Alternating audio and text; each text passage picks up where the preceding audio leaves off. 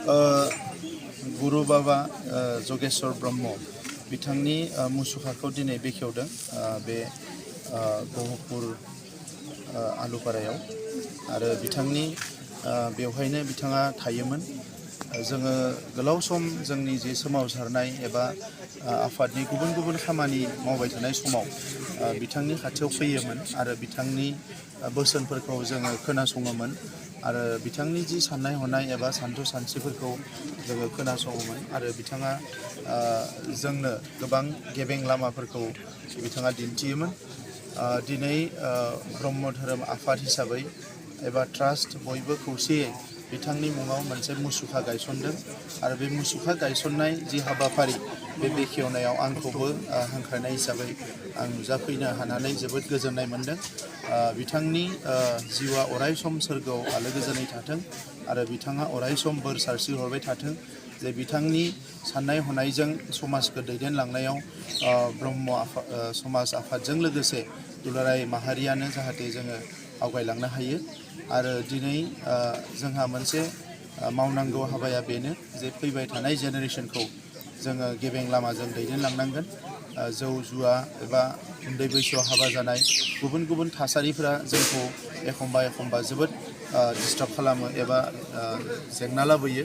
दा बेफोरनिफ्राय उदां जानांगौबा उन्दै समनिफ्रायनो जोंनि साफ्रोमबो लाइमोनफोरखौ फरायसाफोरखौ जों आध्यात्मिकता जेखौ बुङो स्पिरिचुवेल बेखौ जों फोरोंनांगोन। पापा मा पुण्यआ मा मोजाङा मा गाज्रिया मा जिखौनोखि फरायसालिफ्राव स्कुल कलेजफ्राव फोरोंनाय जाया। दा बिनि थाखायनो आङो ब्रह्म धोरोम आफादखौ साबायखर बावदों जे बिथांमोना बे खामानिखौ गोख्रोङै मावगासिनो दङ। गुरुदेब कालीचरण ब्रह्मनि जि ट्रास्ट बिथांमोनाबो माखासे खामानि मावगासिनो दङ आरो फैबाय थानाय समाव बयबो धोरोम आफादफ्रा गावबागाव फोथायग्राफोरखौ लानानै एबा जोंनि समाजनि मानसिफोरखौ लांनानै गोख्रोङै खामानि मावलाङोबा आं मिजिंथियो जे जोंनि माहारियाबो मुलुगाव मोनसे जौगासार माहारि जानो हागोन थाबैनो। दा बिनि थाखायनो आङो नैबे गहपुर आलुपारा दैमालु बे ओनसोलनि रायजो राजाफोरखौ बयखौबो साबायखर बावदों। दिनै बयबो खौसे जानानै बिथांखौ मान होनो बेवहाय बाहागो लाफैदों। बिनि थाखायनो आं बयनिसिमबो साबायखर बावदों।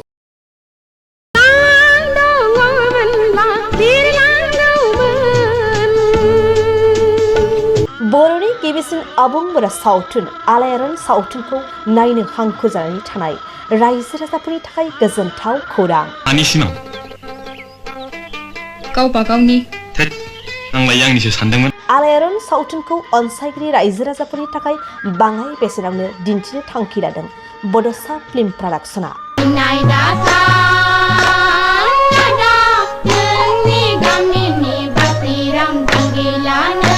रायजो राजाफोरनि खाबुनि थाखाय क्रिसमास आरो इंराजि गोदान बोसोरजों लोब्बा लाखिनानै गोदान बोसोर 2024 इं मायथाइनि 2 जानुवारिनिफ्राय 20 जानुवारिनि गेजेराव बड'सा फिल्म प्रडाक्शना आलायारन सावथुनखौ बाङाय बेसेनाव रायजो राजाफोरनो दिन्थिनो थाखाय आखायाव लादों।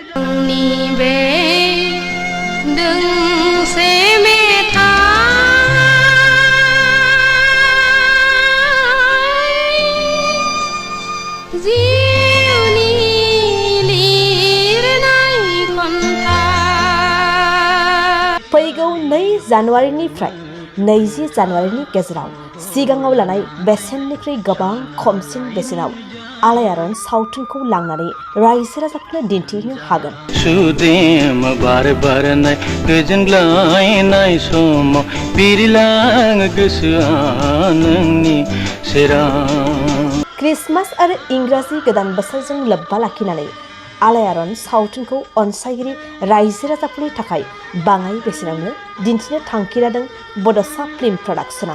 गुन्जेनि खैसाराव नोंथाङा गासनबाय, नोंथाङा गावनि खाफालखौ जाबाय।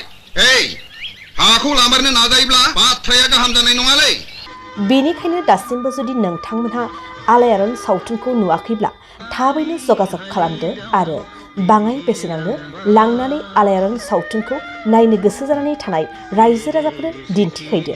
नों खालि आंनो 500 रांल' हर, हाया फाक्का। नोंथांमोना आलायारन सावथुनखौ सिगांनि बेसेननिख्रुइ गोबां खमसिन बेसेनाव लांनो थाखाय 8453766183 9678616741 आरो 7896298145 मबाइल नम्बराव फोनांजाब खालामदो।